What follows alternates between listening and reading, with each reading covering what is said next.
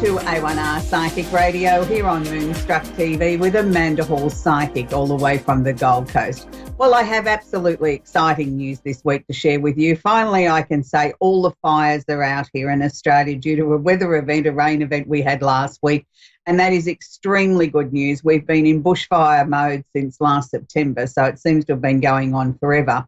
But can I also just be a little bit self-indulgent here? And I'd like to thank everybody from around the world that tuned in to our massive concert that went on Sunday here called Firefight to raise money for the victims of the fires here in Australia and the people that have lost their homes and businesses and everything else in between around their little towns and villages and things like that. Without the support of the world and some of the world's most famous acts, it would not have been the huge success it was. They raised a phenomenal amount of money and are still counting. At this point, each day the tally still goes up. So I want to take the opportunity to thank everybody that participated. Even if you only watched it and you tuned in and you were with us energy-wise, that's terrific too. And for those people that dug deep into their pockets and sort of donated, we want to thank you for that as well. So we really do appreciate it here in Australia, and we really did feel the love, and it was so nice to have people on the stage here like Alice Cooper, who I'm a huge fan of. I know everybody knows that I'm a John Farnham fan and a huge David Cassidy fan, but I do like Alice Cooper too. He's been one of my favourites since I was a young girl. So anyway, moving the show along, before we actually get to the show today, I want to also thank everybody that voted for me. I've just been voted Australian Psychic of the Year for the 6th year in a row, and that's a People's Choice Award where people have been able to go and vote for me. So thank you very much for that honour again. So let's move the show along and let's look at the Secrets of Tarot card of the week. And we're working with the Ace of Cups this week. Now, the Ace of Cups is security, the offer of a helping hand. So it's a card that sort of says, okay, do you need a hand? I'm here to give you a hand. And it's not always about money. It can be emotionally. It can be somebody just sitting with you, letting you talk, letting you ramble, someone just being in your energy. So, you know, there's many different ways that we can offer someone a helping hand. For others, it may be helping someone physically. It might be helping somebody across the street. There's many different forms of being able to help somebody, and they're not always connected with financial or emotional. There's many different forms of being able to help everybody. So this is a beautiful card, and I think it really is quite apt considering the week we've had here in Australia with Firefight and many other things. And I know there's been plenty of weather events around the world, and we're now looking at the UK with their floods and everything like that. And they need our helping hand too. Even if it's only keeping them in our prayers and our positive thoughts, we can help everybody around the world. So don't just look at your own little environment. Keep other people in your prayers and your thoughts and your positive energy. It's really, really important. So it's a very, very interesting week astrologically. Just before I came on in, my producer and I were talking about Mercury retrograde, which is about to start happening from February 20 or the 20th of February, depending on which part of the globe you're in. And it will go all the way through to March 14. Now, it's interesting. Mercury goes retrograde about 3 times a year for approximately between 2 to 3.5 weeks. This time it's just over the 3-week mark. Now, I know lots of astrologers have already said that Mercury is actually retrograde. That is not actually technically correct. There is a couple of days prior to Mercury going retrograde that Mercury is said to be stationary or standing still. And a lot of astrologers start that as being the period when Mercury is retrograde. I personally don't, because he has not started his backwards motion. So to me, he's just standing still, gathering his energy to get up to his little tricks that he's going to do in this next 3 weeks and 1 day. And the same can be said at the other end of the Mercury retrograde. A lot of astrologers put Mercury going direct before he has actually gone direct, while Mercury is again in a stationary position for 2 or 3 days. They put that as Mercury going direct. I don't, because Mercury is still in that backwards energy. It's not until Mercury decides to actually catapult himself forward do we start to see the changes and start to feel the momentum and the push. So this year, our first Mercury retrograde is going to be in the sign of Pisces. Now, this is really interesting because Mercury retrogrades mean that we can have communication issues where people sort of don't have their listening ears on. They say, yes, yes, yes, I'm listening. But if you ask them to repeat it back to you, they wouldn't have a clue what they've just agreed to or disagreed to. They're only half listening. They're preoccupied. It's the time when all forms of communication are under pressure.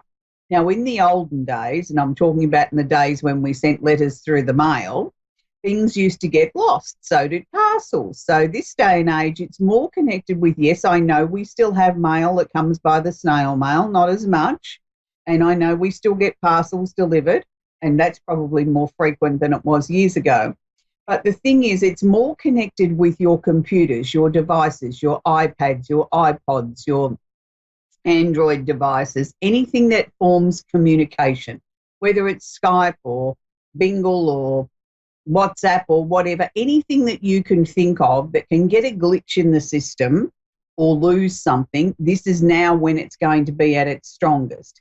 And it's technology. It's the time when we find that internet services go down for days on end or the telephone doesn't work. So we need to be very careful of any forms of communication up until March 14. This is not the ideal time to be signing a contract if you can get away with it. For many people, it's not negotiable. The contract must be signed before that date. Can I suggest to you not just to read it in your mind, but to read it out aloud so that then you might have a better chance of picking up if there's anything that's wrong or an incorrect date or an incorrect amount of money on a contract, that you will be able to pick it up and rectify it before you've actually signed it and then it's set in stone. It's also the time if you're going to a doctor, dentist, lawyer, somebody of an official status, and that you need to clarify a message or to impart or share some knowledge with them and expecting a response from them. Make sure that you're very clear and concise in your delivery, and make sure that you really listen to what they've got to say.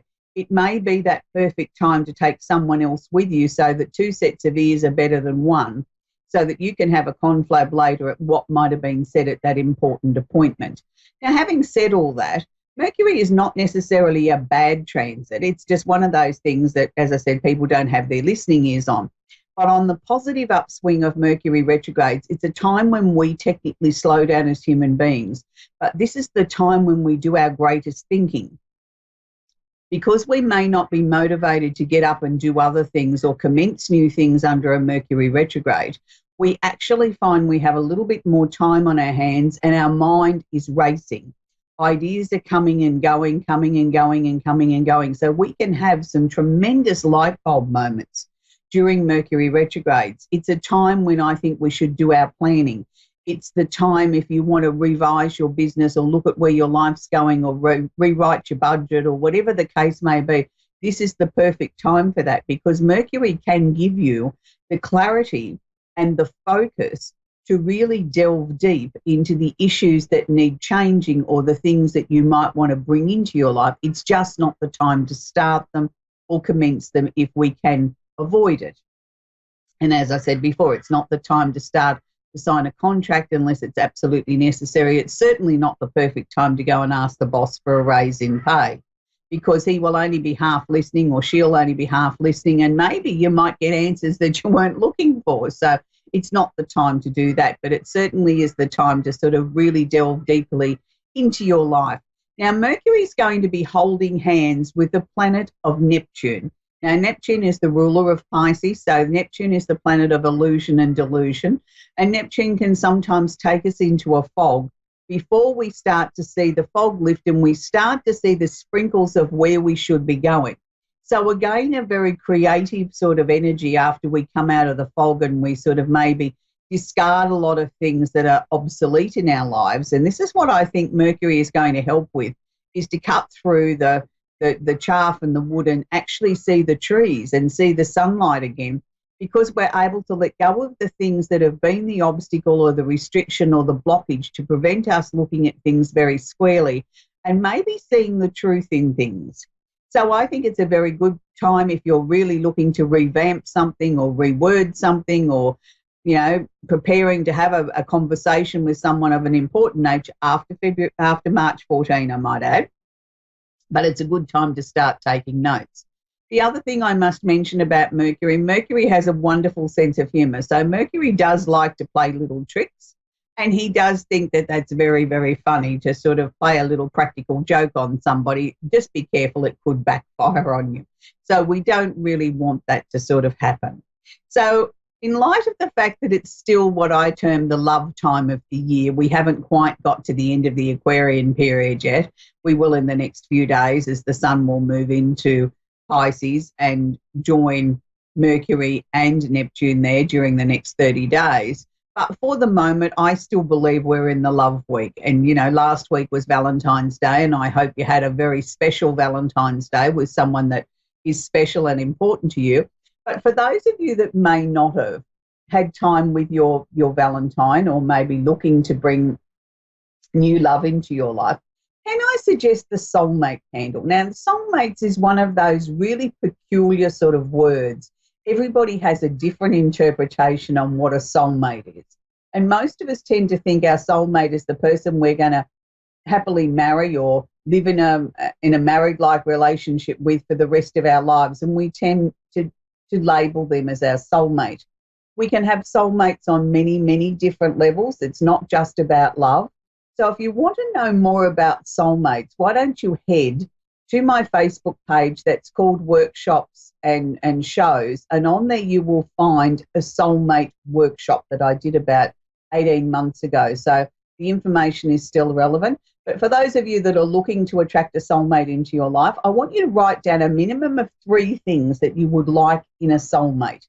Now, whether that's going to be your love partner or whether it's going to be somebody that you just share a very extra special connection with, write 3 things down on a piece of paper, read them out aloud, light your soulmate candle for about 15 minutes a day, sitting there focusing on the energy of what you're trying to attract in a soulmate, and send it out to the universe. Please burn your candle for 7 days, and that will help you clarify what it is that you're looking for in a soulmate. And we all need a soulmate or 2 in our lives, and we don't always just have one. We can have soulmates, as I said, on many different levels and not just on a love level. But I suppose the most common one that everybody asks me is, have I found my soulmate yet? Have I found my life partner? Have I found that special someone that I'm going to share my life with? So that's why I designed a soulmate candle, so that we can bring a soulmate into our lives. Now, for those of you that mightn't have the room for an extra large candle, can I suggest a little gift box set of 3 different candles of your choice out of the range of 28 that we have. And in this I have soulmate, passion, and love. And I know it's the selection I chose last week to bring love into your life, but I think it's really appropriate this week too, because if you're trying to bring in new love, or you want to ignite passion in your relationship, or you're looking to bring in a soulmate, somebody that's going to be the love of your life, you need all those ingredients around you to attract the right sort of loving relationship. We need love. We need passion. We want to attract our soulmate. So these little candles will burn for approximately 15 minutes each, where out of the larger ones, you'll get up to 100 hours, depending on how you look after your candle. You do need to keep your candle wick short, and you need to keep your candles out of drafts and away from air conditioners and fans. And please never light a candle and place it underneath a window, as it can ignite the curtains. And always make sure that you burn your candle by placing a coaster between it and the furniture. So let's move on to other areas of the show now. And I just want to make sure that you fully understand what a soulmate is. You can check out my page on Workshops and Shows, where I do have a workshop there on soulmates. But we're going to take our first caller now, which is Kari in Minnesota. Are you there? Yes, I am. How are you? Very well, thank you, Kari. Do you have a question I can help you with, sweetie? Yes. Do I have any spiritual abilities? Okay, that's a really good question, Kari, because we all have spiritual abilities. It's just the fact that we all tend to sort of think that there should have been this sort of arrival or this announcement to say, now you've got spiritual abilities or psychic abilities, and I can now, I've got a license to practice or use them. It's like anything. If we don't practice it, we don't strengthen it. So we're all born with natural ability. I think as we start to develop and become older, we start to sort of look at things and sort of maybe allow our logical part of our mind to talk us in and out of situations. I can see in the last 6 months or so, Kari, that you've started to develop naturally stronger feelings. You've started to have gut feelings about things, have you not? And they've sort of, been very obvious to you. It's sort of like somebody switched the light bulb on. And that's good. That is true. What's happening there is the fact that you're acknowledging it more. And that's why you sort of think that it's getting stronger and is this sort of my great epiphany moment. I think that's always been with you. It's just now that you're starting to listen to it, observe it, understand it, take notice of it, act on it. So therefore it's becoming stronger because you're actually sort of working with it and working with it consciously. Can I suggest the next step would be find something that you're interested in, whether it's tarot, numerology, astrology, palmistry, anything along those lines, and use that as your tool. Start to sort of follow or study that. You don't have to necessarily be looking to take it on board as a profession, but if you put your energies into one of those tools or a couple of those tools, you will start to find that it will also help strengthen things because you've got a point of focus and you're believing in, say, numerology, that you're working with the numbers and you see the synchronicity of, the same numbers or same combination of numbers coming up time and time again, and you start to form your own truth in those sort of things, your own belief systems that you add on to what you've learnt. So that starts to strengthen it. It's like exercise.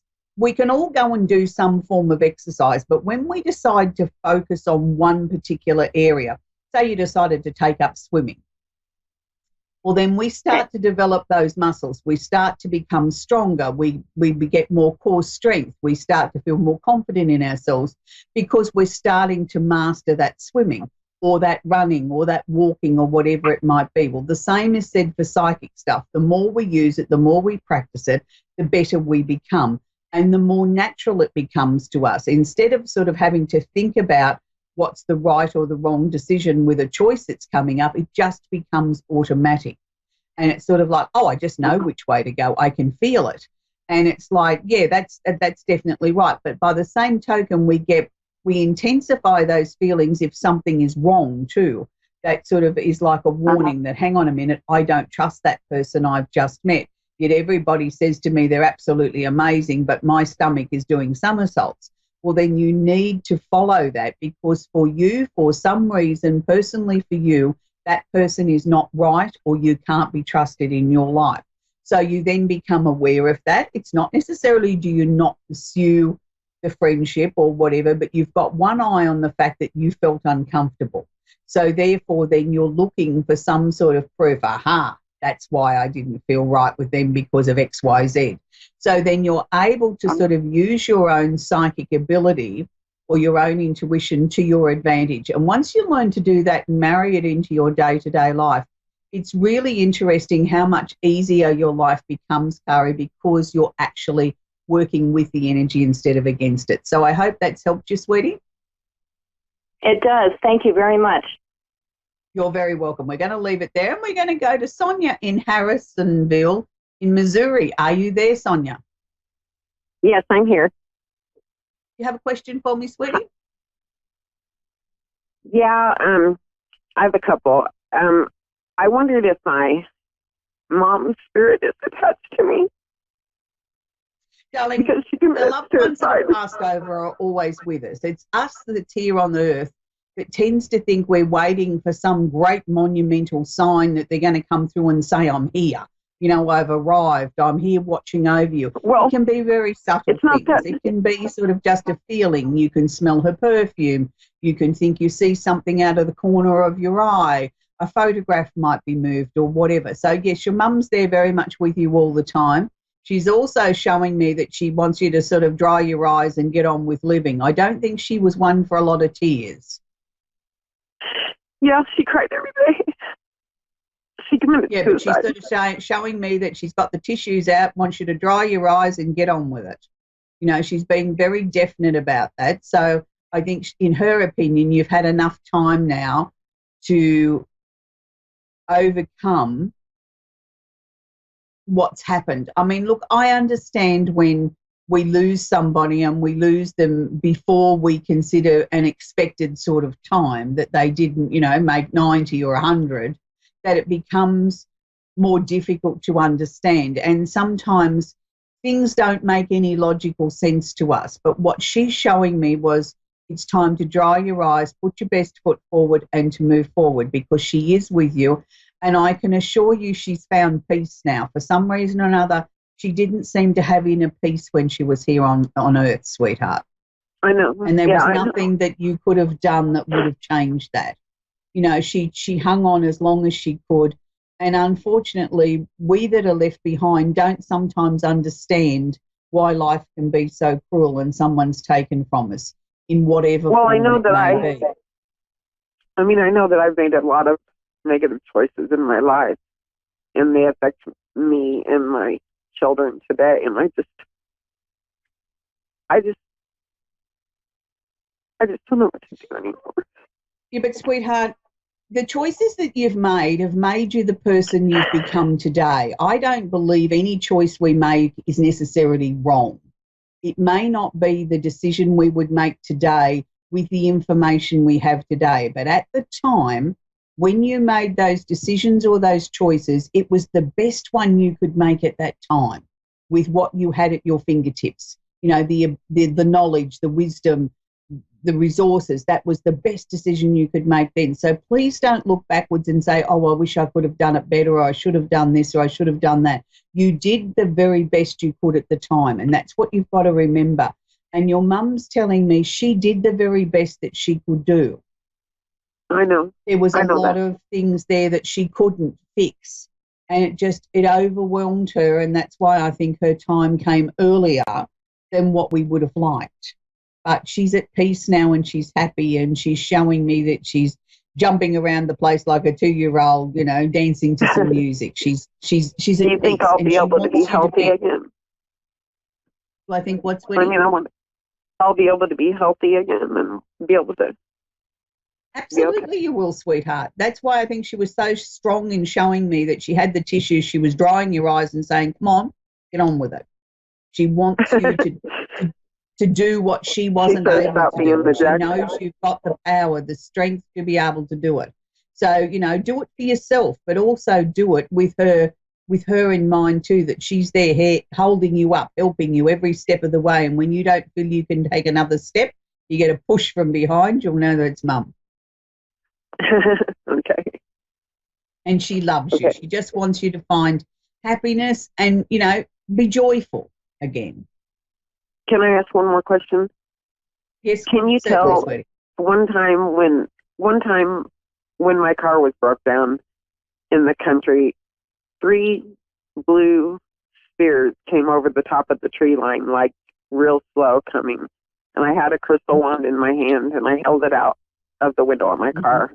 And one came over and it went into the end of my crystal and the whole sky exploded. And after that, it was like hours and hours later before I knew what was going on again. Do you have anything from that? Well, I feel that was some sort of spirit energy that was trying to show you that things weren't quite as impossible, even though you felt that they were, but you really tuned into that energy and you allowed them to work through you to help you, improve the situation and to get you back on the road again and get you going again. So, we have visits, if you want to put it that way, from the other side in many different forms. So don't ever question that, you imagined it or you lost your mind at that time. It's not that at all. They come through and they help us in most peculiar ways sometimes. I think you're very fortunate that you've got a whole army of people on the other side holding you up and helping you move forward. And they want you to keep doing that, Sonia. Thank you so much. You're very welcome, sweetie. But don't forget what Mum said. No more tissues now. Time for smiles. Okay. All right. Thank you so much. Sweetheart. I appreciate it. Lovely to talk to you. Right. Okay, now before we wrap up the end of this show, I must share with you something that my producer would like you to do during this time of Mercury retrograde over the next 3 weeks. His suggestion is the telephone numbers that are read out at the beginning of the show of how to contact us around the world, maybe you might want to do them backwards, because that way maybe we can trick Mercury into getting you a connection and getting you a reading on the show. And it's really important. Without you guys, we wouldn't have shows here. You're a very integral and very important part of the A1R Psychic Radio Network here on Moonstruck TV. And play David Cassidy records backwards as well, my producer is saying. I mean, he's got a wonderful sense of humour, my producer, and he knows that I really do enjoy David Cassidy. And I think it's really important that we show support for the people that have brought us such joy in our lives, even if they're no longer here with us, like David Cassidy. And I do love feeding his songs through my social media.